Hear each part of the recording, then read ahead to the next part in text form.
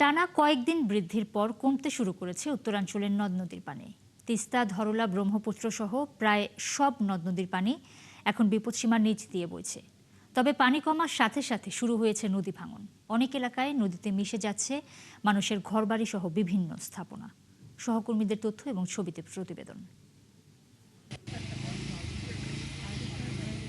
লালমনিরহাটে তিস্তা ও ধরলা সহ অন্যান্য নদ নদীর পানি কমে যাওয়ায় এখন বন্যার শঙ্কা কেটেছে, কিন্তু নিম্নাঞ্চলে পানি ঢুকে মানুষের ভোগান্তি বাড়ছে। ধরলা নদীর পানি কমাতে, বন্যার পানি কমাতে পানি উন্নয়ন বোর্ডের অবজারভার খুব ভাঙন শুরু করছে। পরে তারা তাৎক্ষণিক এই অঞ্চলের মন্ত্রী মহোদয়কে জানায়, পানি উন্নয়ন বোর্ডকে জানায়। তারা সমন্বয় করে এই অঞ্চলের ভাঙ্গন রোধে এখানে ইমার্জেন্সি ওয়ার্ক দিয়েছে। জিও ব্যাগ ফেলে এই ভাঙ্গন রোধ করার জন্য তারা সর্বাত্মক চেষ্টা করছে। এখানে যে অবজারভারটা এইখানে খুবই হুমকির মুখে, একদম শেষ সীমানায় চলে গেছে। এটা ভাঙলে পার্শ্ববর্তী গ্রাম এবং এই ভাঙনটা প্রায় শহরের দিকে ক্ষতিগ্রস্ত হবে। এদিকে পানি কমে বিভিন্ন স্থানে নদী ভাঙন দেখা দিয়েছে। সদর উপজেলার মোগলহাট ইউনিয়নের ইটাবতা বন্যা নিয়ন্ত্রণ বাঁধে ধসে যাওয়ায় মেরামত করছে পানি উন্নয়ন বোর্ড। আমরা গতকাল প্রায় মধ্যরাত পর্যন্ত কাজ করে আমাদের সদর উপজেলা প্লাবন থেকে এবং মানুষের ক্ষয়ক্ষতি থেকে রক্ষা করতে পেরেছি, এবং বর্তমানে আমরা আপদকালীন কাজের অংশ হিসেবে যত দ্রুত সম্ভব আমাদের প্রায় 200 মিটার রয়েছে, আমরা মেরামত করতে পারবো। বুধবার সকাল থেকেই কুড়িগ্রামের তিস্তা, ধরলা, ব্রহ্মপুত্র ও দুধকুমার নদীর পানি কমছে। পানি প্রবাহিত হচ্ছে বিপদসীমার নিচ দিয়েই। তবে পানি কমে প্রায় 30টি পয়েন্টে ভাঙন শুরু হয়েছে। ওইসব এলাকায় জিও ব্যাগ ও ব্লক ফেলা হচ্ছে। পানি যেভাবে বাড়ছে সেই হিসেবে আজকে পানি অনেক কমছে। 2 দিন আগে আমাদের এখানে পানি খুব ছিল, বাসার মধ্যে পানি উঠছিল, মানে চলাফেরা করা খুব সমস্যা। এখন একটু পানি কমছে, তাও বাসার মধ্যে পানি এখনো আছে। গাইবান্ধায় কয়েকদিন ধরে কোনো নদ নদীর পানি বিপদসীমা অতিক্রম করেনি। তবে গত কয়েকদিনের ভাঙনে তিস্তা, ব্রহ্মপুত্র ও যমুনায় হারিয়ে গেছে বসত ভিটা ও আবাদি জমি। পাট, ধান, ভুট্টা, তিল, কালাই, এরা অনেক ক্ষতি হয়ে গেছে। সময় বাড়ে সময় কমে, এরকমই অবস্থা। ঠিক আছে, এই এলাকা ভাঙতেছে অনেক। নদীর পানি বৃদ্ধি সহ সার্বিক বন্যা পরিস্থিতি পর্যবেক্ষণে রাখার কথা জানিয়েছে পানি উন্নয়ন বোর্ড এবং বন্যা পূর্বাভাস ও সতর্কীকরণ কেন্দ্র। পিন্টু হাজং, ৭১। দর্শক, কুড়িগ্রামের সবশেষ অবস্থা জানাতে আমাদের সঙ্গে যুক্ত হচ্ছেন সহকর্মী রাজু মোস্তাফিজ। রাজু, রিপোর্টে বলছিলাম পানি কমার সাথে সাথে নদীর ভাঙন শুরু হয়েছে। কুড়িগ্রামের কি অবস্থা সেখানে একটু জানাবেন, এবং প্রশাসন কি বলছে, সব মিলিয়ে কোনো ধরনের ব্যবস্থা নেওয়া হয়েছে কিনা বিস্তারিত যদি বলেন।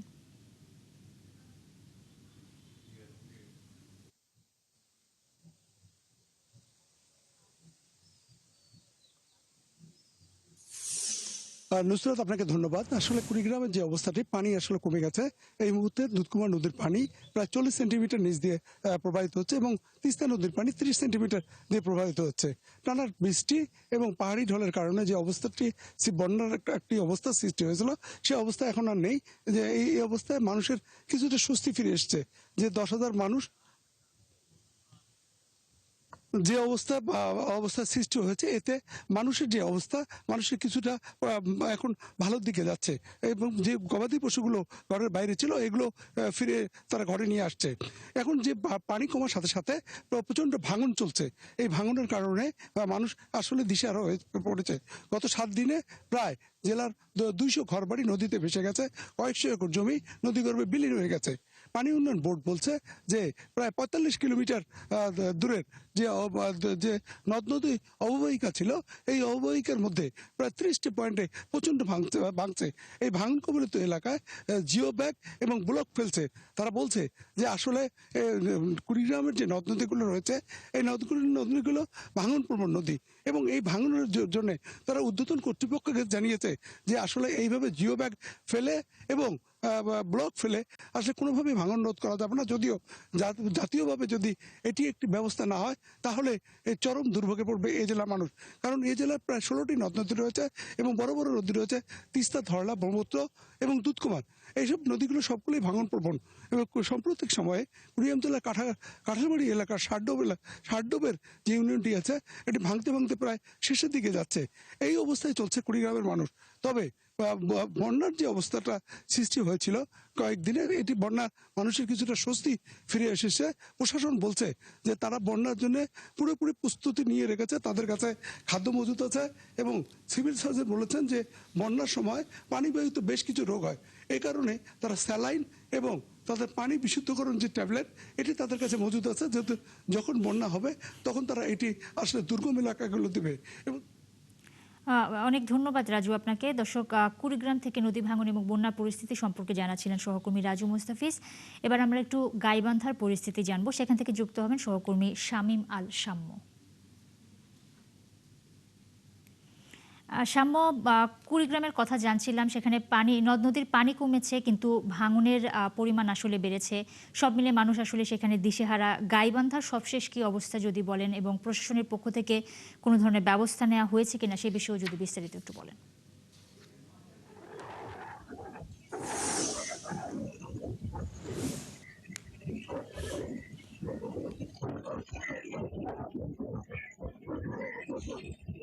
ধন্যবাদ নুসরাত। আমি আপনাকে জানিয়ে রাখি, কুড়িগ্রামের মতো আসলে গাইবান্ধাও নদ নদীর পানি কমছে, যদিও কিছু নদীর পানি কমছে, আবার কিছু নদ নদীর পানি কমছে। আমি দাঁড়িয়ে আছি যমুনা নদীর পাড়ে বা বালাসী ঘাটে।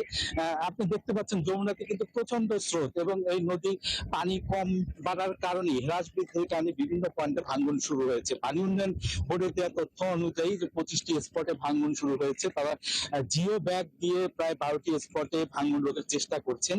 এছাড়াও কিন্তু আরো বেশি, পানি উন্নয়ন বোর্ড যদিও 25টির কথা বলছে, তাছাড়াও অন্য বেশ কয়েকটি জায়গায় আমরা কিন্তু ভাঙনের কবল এলাকা দেখেছি, যেখানে বসতবাড়ি এবং আবাদি জমি বিলীন হয়ে যাচ্ছে। আমি যদি আপনাকে জানিয়ে রাখি যে যমুনা নদীর পানি এই 24 ঘন্টায় 12 সেন্টিমিটার হ্রাস পেয়ে 85 সেন্টিমিটার বিপদসীমার নিচ দিয়ে প্রবাহিত হয়েছে। ঘাঘট 11 সেন্টিমিটার হ্রাস পেয়ে 142 সেন্টিমিটার নিচ দিয়ে প্রবাহিত হচ্ছে। করতোয়া নদীর 1 সেন্টিমিটার নিচ দিয়ে। আমি গাইবান্ধা পানি উন্নয়ন বোর্ডের নির্বাহী প্রকৌশলী শরীফুল ইসলামের সঙ্গে কথা বলেছি। তিনি যেমনটি বলেছেন যে নদ নদীর পানি কমছে এবং পানি আবার বৃদ্ধি পাবে, তিস্তা নদী বৃদ্ধি পাচ্ছে, কিন্তু আসলে বিপদসীমা, মানে মাঝারি বন্যা বা বড় ধরনের বন্যা সংখ্যা তো নেই, অনেক ক্ষেত্রে হয়তো বিপদসীমা ক্রস করবে, ছুঁই করবে।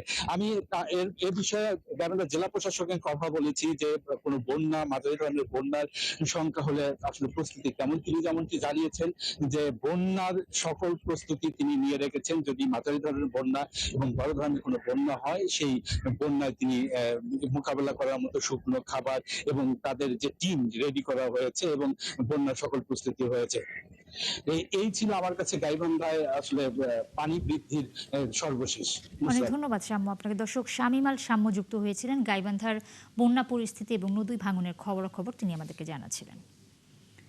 পদ্মায় পানি বেড়ে পাটুরিয়ার লঞ্চ ঘাটে সংযোগ সড়ক ডুবে গেছে। এতে লঞ্চ পারাপারে যাত্রীরা ভোগান্তিতে পড়েছে।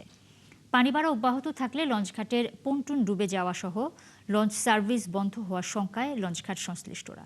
লঞ্চঘাটের সুপারভাইজার পান্নালাল জানিয়েছেন, গত 2 থেকে 3 দিন ধরে পদ্মার পাড়ি বাড়ছে। বুধবার ভোরে অতিরিক্ত পানি বেড়ে লঞ্চঘাটের সংযোগ সড়ক ডুবে যায়। এতে যাত্রী ওঠানামা বন্ধ রয়েছে। বিষয়টি বিআইডব্লিউটিএ কর্তৃপক্ষকে জানানো হলে সাময়িকভাবে কিছু বালুর বস্তা দিয়ে চলাচলের ব্যবস্থা করা হয়েছে। তবে পানি বাড়া অব্যাহত থাকলে যে কোনো সময় লঞ্চ সার্ভিস বন্ধ করে দিতে হবে বলে তিনি জানিয়েছেন।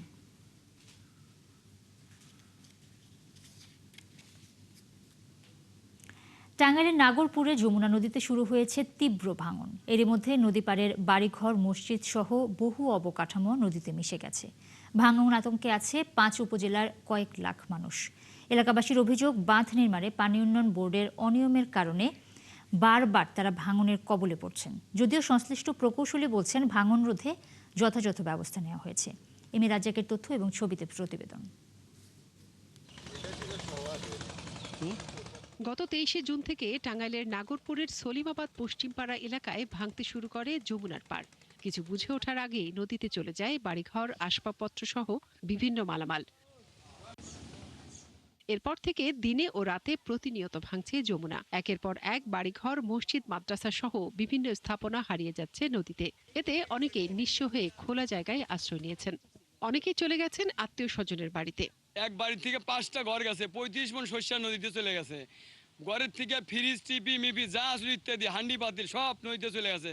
আমাদের বাড়িতে 3টা ঘর চলে গেছে একদম নদীতে, আর ওই পাশে একটা হুজুরের বাড়িতেও 3টা ঘর চলে গেছে, একদম কিছু সহায়তা পায় নাই। 5-7 বাড়ি একবারে নদী গর্ভে চলে গেছে, পারে দা অসহায়ভাবে শুয়ে রয়েছে, ঘর বাড়ি নাই। আমার বাম সাইডে এখানে 20টার উপরে বাড়ি ছিল, মসজিদ ছিল, আর এই যে আমার ডাইন সাইডে ওখানে বাড়ি ছিল 40-50টার উপরে, সেখানে সব একবার দাবা নিয়ে গেছে। যমুনার ভাঙন আতঙ্কে আছেন জেলার 5 উপজেলার কয়েক লাখ মানুষ। ভাঙন কবলিতদের অভিযোগ, পানি উন্নয়ন বোর্ডের নিম্নমানের কাজ ও তাদের গাফিলতির কারণে তাদের এই দুর্ভোগ। ভাঙ্গনে জায়গা মাঝে মাঝে কত গাওয়াল ঘুরে ভাঙতেছে, বিপরিবাদ মানে পাক পইরা পইরা খালি দাবা নিয়ে যাইতেছে, বস্তার খুব প্রয়োজন।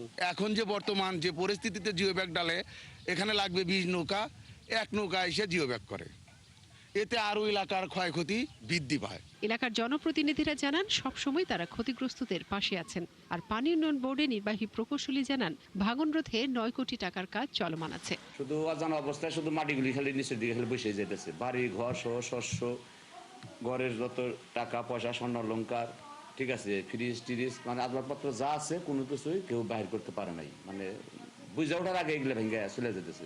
টাঙ্গাইল পানি উন্নয়ন বিভাগের প্রকৌশলীগণ সহ এলাকাটি সরজমিনে পরিদর্শন করা হয়। ওখানে আমাদের জরুরি আপৎকালীন কাজ চলমান আছে।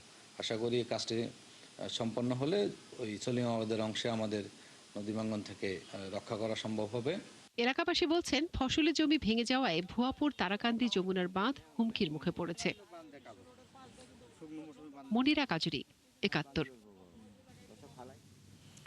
চট্টগ্রাম বন্দরে 2025-26 অর্থ বছরে কন্টেইনার, কার্গো এবং জাহাজ হ্যান্ডলিং 3 ক্ষেত্রেই উল্লেখযোগ্য প্রবৃদ্ধি হয়েছে। একই সঙ্গে বেড়েছে বন্দরের আয়।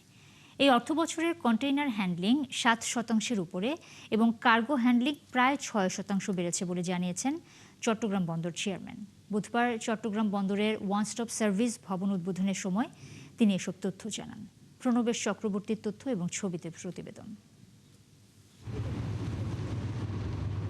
দেশে প্রতি বছর বাড়ছে আমদানি রপ্তানি পরিমাণ, সেই সাথে চট্টগ্রাম বন্দরেও বাড়ছে কার্গো, কন্টেইনার ও জাহাজ হ্যান্ডলিং। চট্টগ্রাম বন্দরের ওয়ান স্টপ সার্ভিস ভবন উদ্বোধনের সময় এই তথ্য জানান চট্টগ্রাম বন্দর চেয়ারম্যান।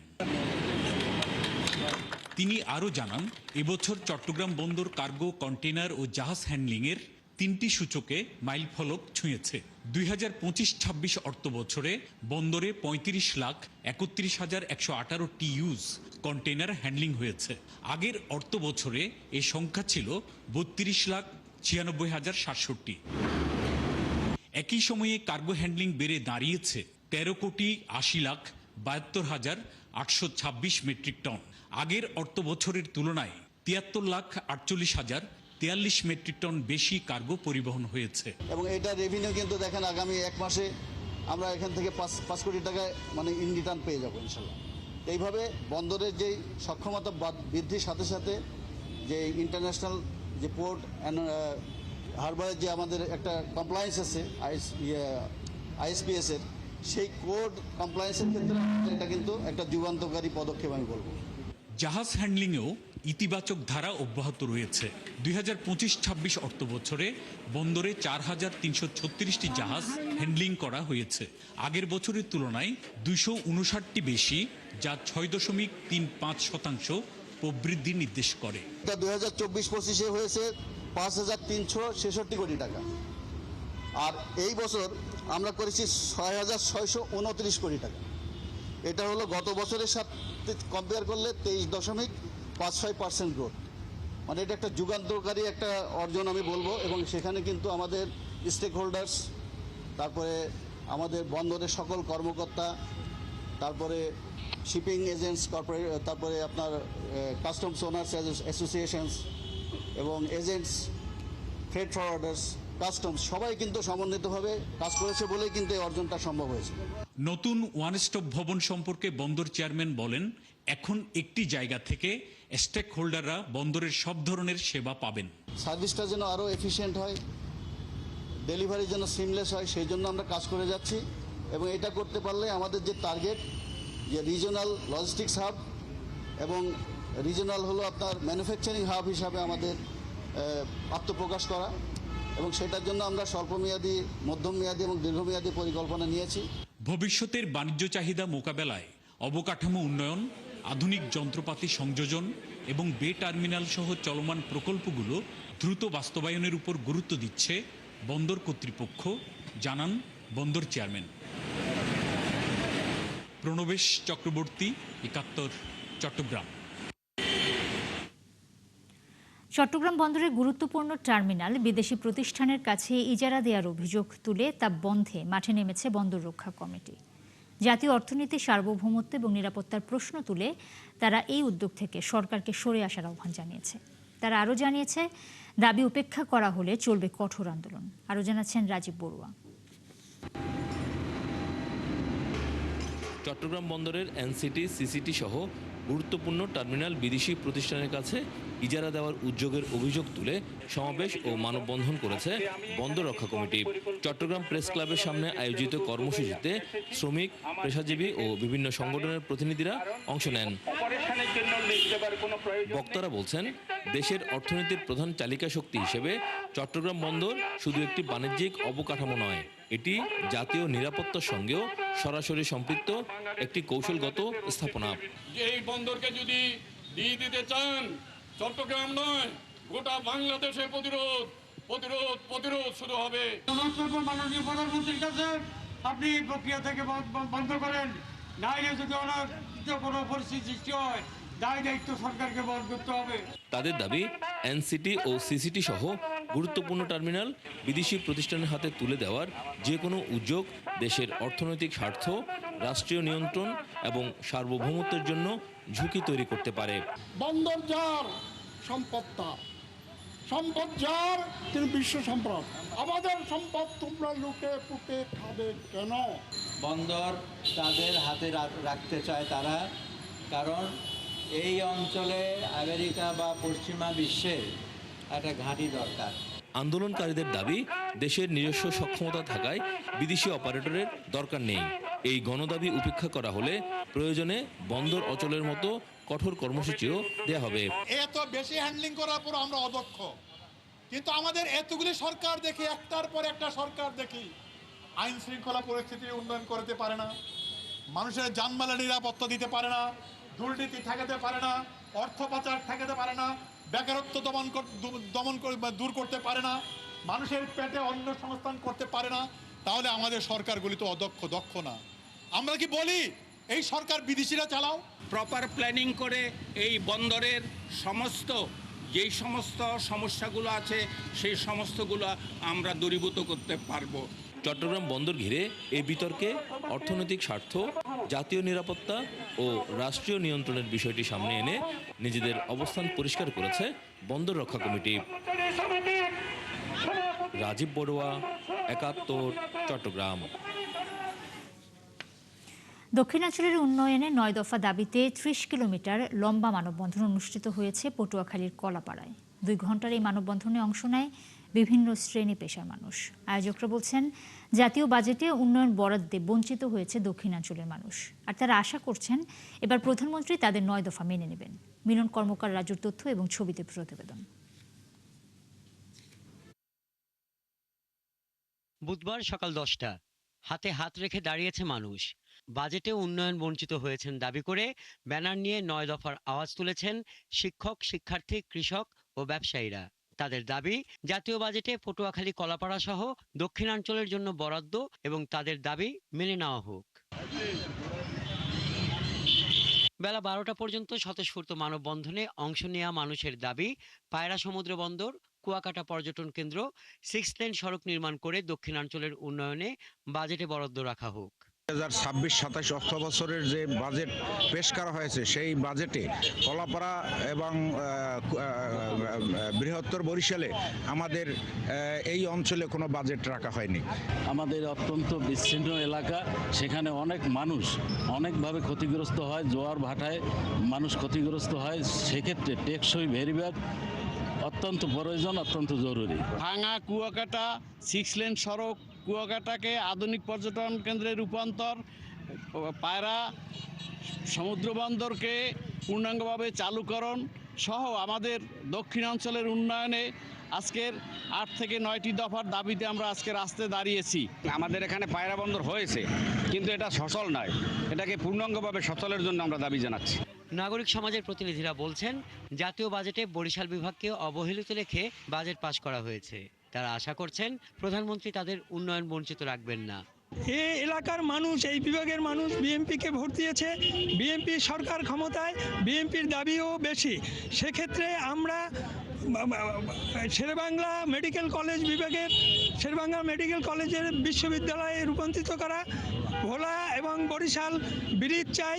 9 দফা দাবির মধ্যে উল্লেখযোগ্য কুয়াকাটা থেকে ভাঙা পর্যন্ত 6 লেন সড়ক নির্মাণ, কুয়াকাটা উন্নয়ন কর্তৃপক্ষ গঠন, বিমানবন্দর নির্মাণ, পায়রা বন্দরকে পূর্ণাঙ্গভাবে চালু করা, ভাঙা রেল স্টেশন থেকে কুয়াকাটা পর্যন্ত রেল সংযোগ স্থাপন প্রভৃতি। হাসান আহমেদ, 71। ফেনীতে পৃথক 2 সড়ক দুর্ঘটনায় 2 জন নিহত হয়েছেন। এ ঘটনায় আহত হয়েছেন আরও 3 জন। বুধবার সকালে সদর উপজেলার কসকা এবং ছাগলনাইয়া উপজেলার মির্জার বাজার এলাকায় এই দুর্ঘটনা হয়। পুলিশ জানায়, ছাগলনাইয়ার সিএনজি চালিত অটোরিকশার সঙ্গে একটি ট্রাক্টরের সংঘর্ষে 1 জন নিহত হয়। এ ঘটনায় আহত হয় 3 যাত্রী। অন্যদিকে সকাল 10টার দিকে ঢাকা চট্টগ্রাম মহাসড়কের কসকা এলাকায় রাস্তা পার হওয়ার সময় মোটরসাইকেলের ধাক্কায় কবির হোসেন নামের 1 জন নিহত হয়। পটুয়াখালীতে জমি নিয়ে বিরোধের জেরে চাচাতো ভাইকে পিটিয়ে হত্যার অভিযোগ উঠেছে। নিহতের পরিবারের দাবি, এই ঘটনায় 5 জন জড়িত ছিলেন। মঙ্গলবার রাতে পটুয়াখালীর বাজার ঘোনা এলাকায় এই ঘটনা ঘটে। নিহত রিপন কাজী আমতলী উপজেলার গুসিলখালী ইউনিয়নের শ্রমিক দলের সভাপতি। তিনি ইউনিয়ন পরিষদ নির্বাচনে সদস্য পদে নির্বাচন করার প্রস্তুতি নিচ্ছিলেন। পুলিশ জানায়, জমি নিয়ে রিপনের তার চাচাতো ভাইয়ের বিরোধ চলছিল। এর জেরে রাতে কয়েকজন পথ রোধ করেন এবং তাকে পেটায়। গুরুতর আহত অবস্থায় তাকে হাসপাতালে নেওয়া হলে চিকিৎসক মৃত ঘোষণা করেন। সাতক্ষীরার কালীগঞ্জে মাছের ঘের থেকে 1 যুবকের মৃতদেহ উদ্ধার করেছে পুলিশ। ভোরে ঠেকরা দক্ষিণ শ্রীপুর খেজুরতলা এলাকায় মাছের ঘের থেকে উদ্ধার করা হয় মরদেহ। কালীগঞ্জ থানার ভারপ্রাপ্ত কর্মকর্তা জানান, নিহত সঞ্জীব সরকার ঠেকরা রহিমপুর গ্রামের বাসিন্দা। মঙ্গলবার রাতে তিনি বাবার সাথে বাড়ি থেকে বের হয়েছিলেন। পরে তিনি বাড়িতে না ফিরলে খোঁজাখুঁজি শুরু হয়। ভোরে এলাকার লোকজন মাছের ঘেরের সামনে থেকে তার মৃতদেহ উদ্ধার করে। নিহতের শরীরে আঘাতের চিহ্ন রয়েছে।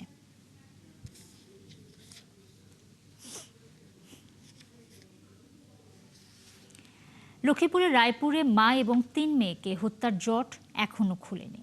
পুলিশ জানিয়েছে, একসময় ভুয়া পরিচয়ে একই ভবনে বসবাস করা অন্তর মজুমদারের অতীতে কী তথ্য লুকিয়ে রয়েছে তা খতিয়ে দেখা হচ্ছে। এছাড়াও 4 জনকে একাই হত্যার বিষয়টিও তদন্তে গুরুত্ব পাচ্ছে। আতোয়ার মনিরের তথ্য এবং ছবিতে বিস্তারিত। রায়পুরে মা ও 3 মেয়েকে হত্যার আলোচিত এই ঘটনায় জড়িতদের শনাক্ত এবং হত্যার মূল কারণ অনুসন্ধানে তদন্ত অব্যাহত রেখেছে আইনশৃঙ্খলা রক্ষাকারী বাহিনী।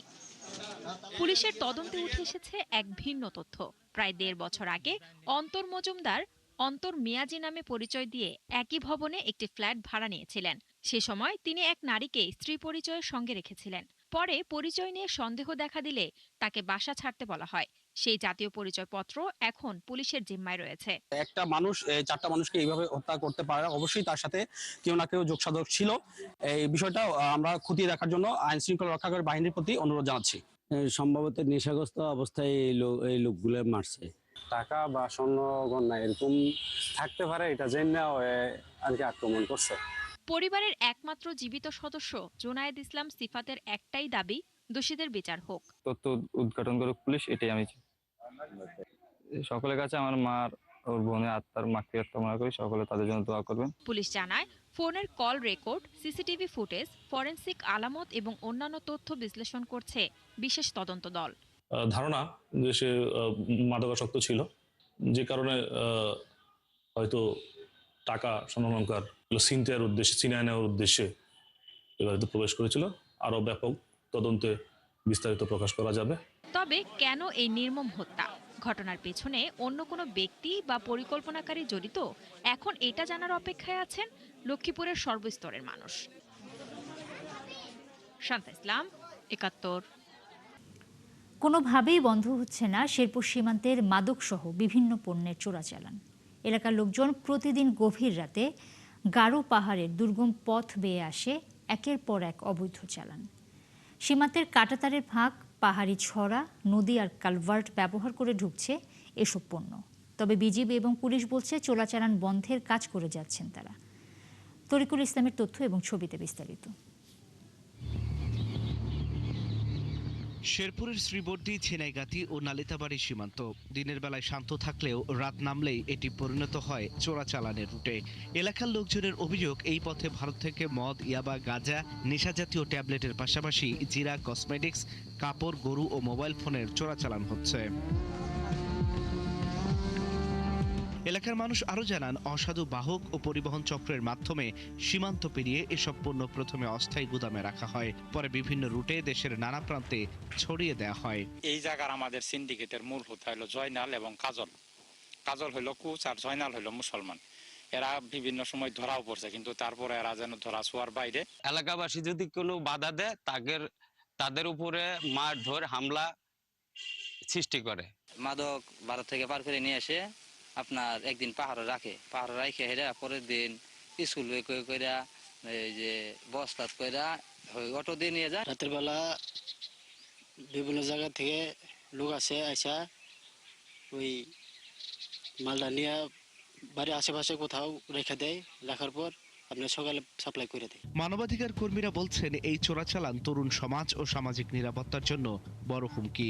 আর রাজনৈতিক আশ্রয় প্রশ্রয় বন্ধের দাবি জানিয়েছেন আইনজীবীরা।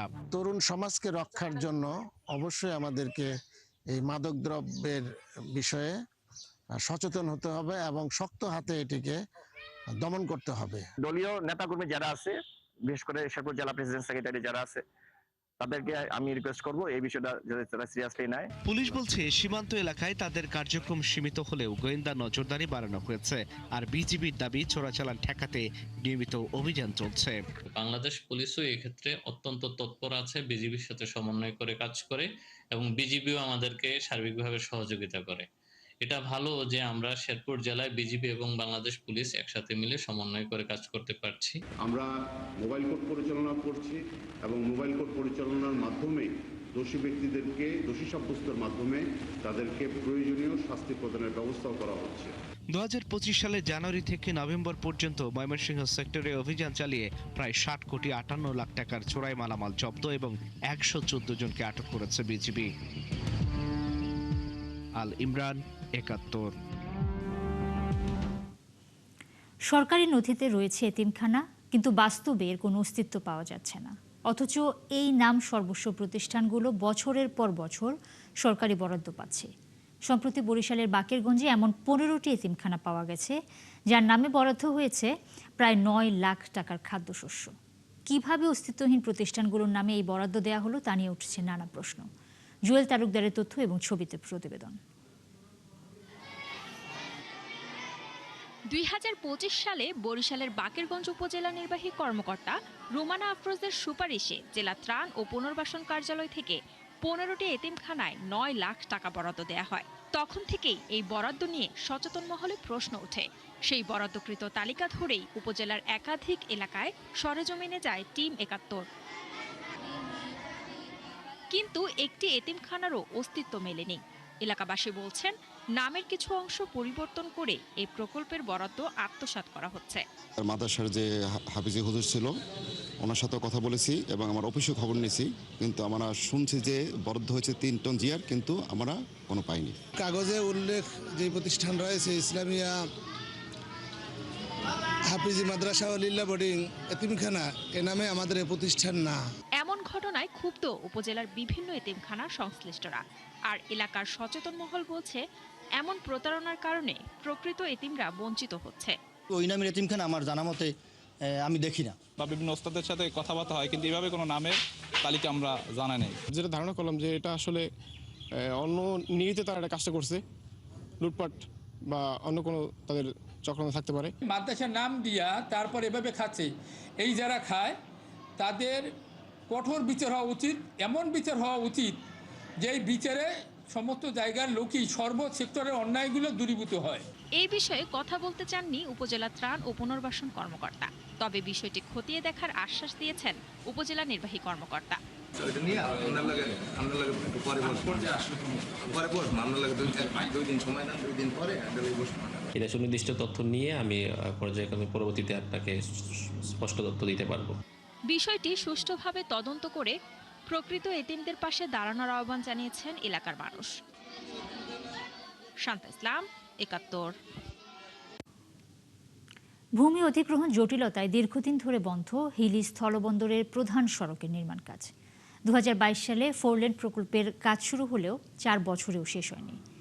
সিপি থেকে পানামা পোর্ট পর্যন্ত কিছু কাজ হলেও চারমাথা থেকে মহিলা কলেজ পর্যন্ত অংশের কাজ এখনও অসমাপ্ত। এ নিয়ে সমাজ কল্যাণ মন্ত্রী জানিয়েছেন, ভূমি অধিগ্রহণ শেষ হলেই দ্রুত কাজ শুরু হবে। সামিউল ইসলাম আরিফের তথ্য এবং ছবিতে প্রতিবেদন। হিলি স্থলবন্দরের প্রধান সড়ক এটি দীর্ঘদিন ধরে বেহাল।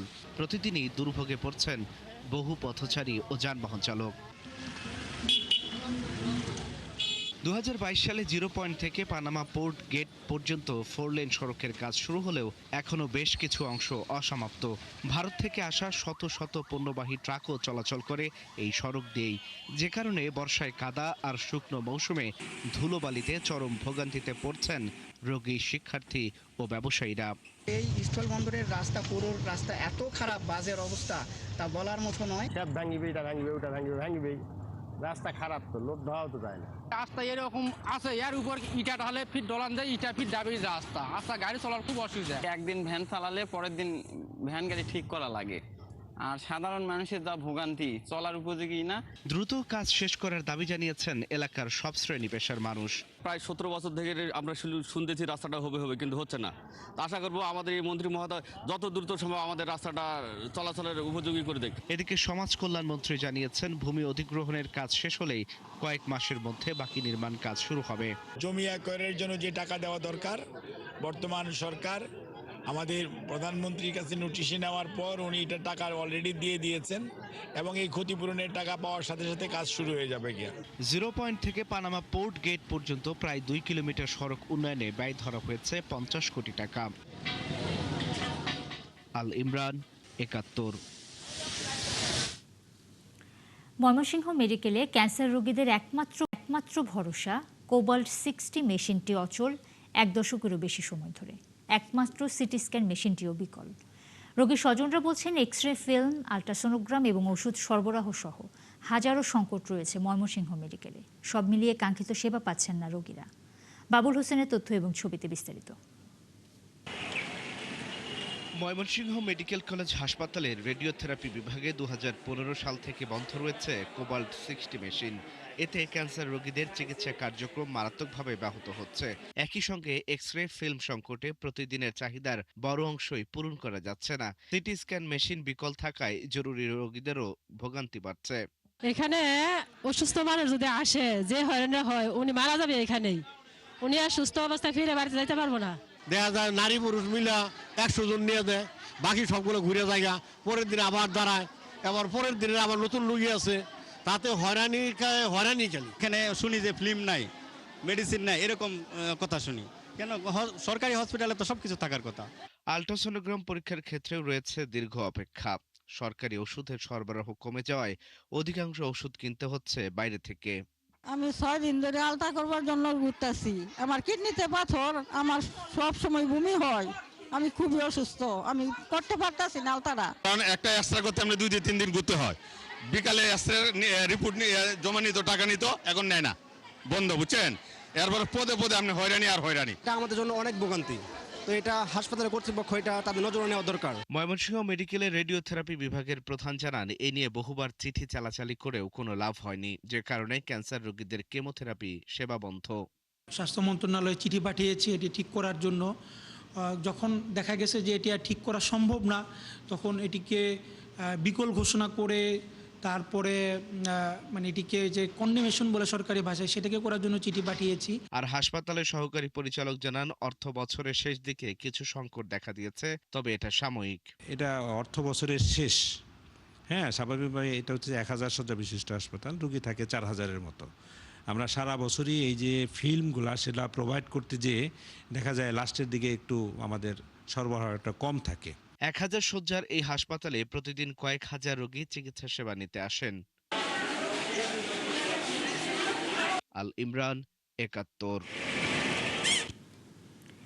গত 24 ঘন্টায় সিলেট বিভাগে হামের উপসর্গে 9 মাস বয়সী শিশু তুবার মৃত্যু হয়েছে। নতুন করে একজনের মৃত্যুতে বিভাগে হাম এবং হামের উপসর্গে মৃতের সংখ্যা বেড়ে দাঁড়িয়েছে 83 জনে। বুধবার সকালে এই তথ্য জানায় বিভাগীয় স্বাস্থ্য অধিদপ্তর। মৃতদের মধ্যে একজন প্রাপ্তবয়স্ক এবং বাকিরা সবাই শিশু। বর্তমানে বিভাগের বিভিন্ন হাসপাতালে হামের উপসর্গ নিয়ে 274 জন রোগী চিকিৎসাধীন রয়েছেন। এর মধ্যে শহীদ শাহাবুদ্দিন আহমদ হাসপাতালে 79 জন, এমএজি ওসমানী মেডিকেল কলেজ হাসপাতালে 112 জন এবং সুনামগঞ্জ জেলা সদর হাসপাতালে 28 জন ভর্তি রয়েছেন। বিভাগের অন্যান্য হাসপাতালেও আক্রান্তরা চিকিৎসা নিচ্ছেন। নেত্রকোনা মেডিকেল কলেজে স্থায়ী ক্যাম্পাস দ্রুত বাস্তবায়নের দাবিতে মানববন্ধন করেছে জেলা সচেতন নাগরিকরা। মঙ্গলবার দুপুর 12টায় জেলা প্রেসক্লাবের সামনে মানববন্ধনে বিভিন্ন শ্রেণী পেশার মানুষ অংশ নেন। এ সময় বক্তারা বলেন, দীর্ঘদিন ধরে নেত্রকোনা মেডিকেল কলেজের স্থায়ী ক্যাম্পাস নির্মাণের দাবি জানানো হলেও এখনো পর্যন্ত কোনো পদক্ষেপ নেওয়া হয়নি। এতে শিক্ষার্থী শিক্ষকদের শিক্ষা কার্যক্রম ব্যাহত হচ্ছে।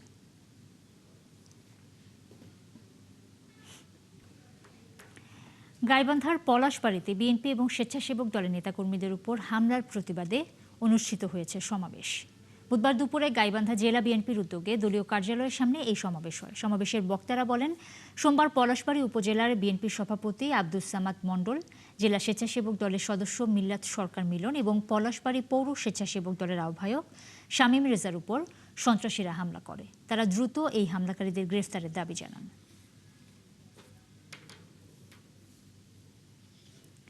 স্কুল চালাতে একজন প্রধান শিক্ষকের কঠোর সংগ্রামের গল্প প্রধানমন্ত্রীর নজরে আসায় বান্দরবানের থানচির একটি নিম্ন মাধ্যমিক বিদ্যালয় জাতীয়করণ হয়েছে। সরকারের এই সিদ্ধান্তে এখন আনন্দ উচ্ছ্বাস করছে দুর্গম তিন্দু এলাকার মানুষ। তারা বলছেন, শুভ উদ্যোগের জন্য কোনো সংগ্রাম করলে তা বৃথা যায় না। সংবাদদাতা অনুপম মারমার তথ্য এবং ছবিতে প্রতিবেদন। বান্দরবনের সাঙ্গু নদীর তীরে 2020 সালে একটি পরিত্যক্ত টিনশেড ঘরে যাত্রা শুরু হয় তিন্দু বিদ্যালয়ের পাঠ কার্যক্রম। তখন এটি ছিল তিন্দু গ্রুপিং পাড়া সরকারি প্রাথমিক বিদ্যালয়। বিদ্যালয়ে নতুন বহুতল পাকা ভবন নির্মিত হলে স্কুলের সব কার্যক্রম নতুন ভবনে স্থানান্তরিত হয়। পড়ে থাকে পুরনো ভাঙাচোরা টিনের ঘর। সেই পরিত্যক্ত ঘরে জোড়াতালি দিয়ে শুরু হয় নিম্ন মাধ্যমিক বিদ্যালয়ের শ্রেণী কার্যক্রম। এই নিম্ন মাধ্যমিক বিদ্যালয়ের বেতন ও অন্যান্য খরচ জোগাড় করতে ছুটির দিনে নৌকা চালাতেন থানচি তিন্দু নিম্ন মাধ্যমিক বিদ্যালয়ের প্রধান শিক্ষক বামুং খিয়াং মিংলেন। হোস্টার কেন্দ্রিক ছাড়া এই স্কুল এবং এখানকার ছাত্রছাত্রী বাড়ানো অসম্ভব এবং একাডেমিক ভবন সহ সরকার যদি আমাদেরকে পূর্ণাঙ্গভাবে যদি দেয়, তাহলে এই এলাকায় ঝরে পড়া মাধ্যমিক নিম্ন মাধ্যমিক সব ঝরে পড়াগুলো রোধ হবে বলে আমি আশাবাদ ব্যক্ত করি। তার এই সংগ্রামের গল্পটি পৌঁছে যায় প্রধানমন্ত্রীর কাছে। এরপর বিদ্যালয়টি জাতীয়করণ করার সিদ্ধান্ত নেওয়া হয়। 28 জুন জাতীয় সংসদের বাজেট অধিবেশনে শিক্ষামন্ত্রী এর আনুষ্ঠানিক ঘোষণা দেন। তবে দীর্ঘ 6 থেকে 7 বছর ধরে বিনা বেতনে দায়িত্ব পালন করা শিক্ষকরা শঙ্কা করছেন, জাতীয়করণের কঠোর শর্তের কারণে তাদের অনেকেই বাদ পড়তে পারেন। স্কুলের শুরু থেকে আমরা যেহেতু কষ্ট করে আসি, না খেয়ে না দিয়ে আমরা বাচ্চাদেরকে এলাকার স্বার্থে আমরা পাঠদান করে আসছি। সরকার যদি কিছু বিশেষ বিবেচনায় আমাদের শিক্ষকতা যোগ্যতা এবং আমাদের বিভিন্ন সনদ যদি শিথিল করে দেয়, তাহলে আমরা স্কুলের পাশাপাশি এলাকার পাশাপাশি আমরাও এখানে টিকে থাকবো এবং এই স্কুলটাকে আমরা সামনের দিকে এগিয়ে নিয়ে যেতে পারবো। বিনা বেতনে আমরা পাঠদান করছি দীর্ঘদিন ধরে, আনুমানিক 6 বছর রানিং হচ্ছে। এটা আমাদের মূল লক্ষ্য এবং আমাদের উদ্দেশ্য হচ্ছে এই এলাকাকে কিভাবে শিক্ষা বান্ধব করা যায়। জাতীয়করণের ক্ষেত্রে শুধু অবকাঠামো নয়, দীর্ঘদিন ধরে ত্যাগ স্বীকার করে শিক্ষা কার্যক্রম চালিয়ে যাওয়া শিক্ষকদের বাস্তবতাও বিবেচনায় নেয়ার দাবি তুলেছেন এলাকার লোকজন। নূর তাজমিন নীর, 71। দর্শক, চলছে দেশ চোখ, সরাসরি সংবাদ অনুষ্ঠান দেখতে চোখ রাখুন ৭১-এর ফেসবুক পেজে এবং সাবস্ক্রাইব করুন ৭১-এর ইউটিউব চ্যানেলে। সাথেই থাকুন ৭১।